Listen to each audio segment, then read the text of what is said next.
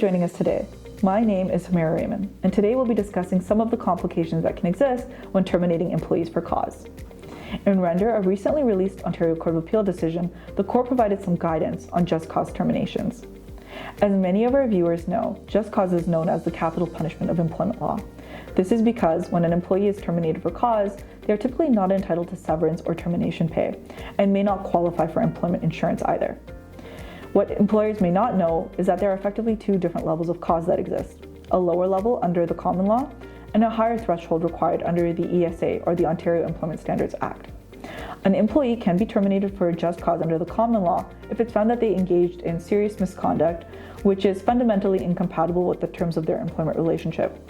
The ESA, however, requires a greater standard, and the employer will need to demonstrate that not only did the employee engage in serious misconduct, but that the misconduct was deliberate and intentional.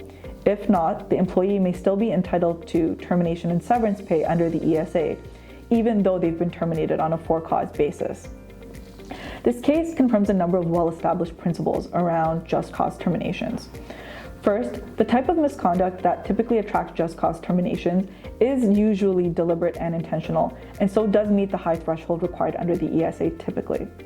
Secondly, well-established workplace policies can support a just cause termination if they've been communicated regularly and are applied consistently across staff. Lastly, this case stresses the importance of valid and enforceable termination provisions in enforceable employment agreements. This is a case of great interest to many employers, and we would encourage anyone interested in learning more to reach out to us directly. Thank you.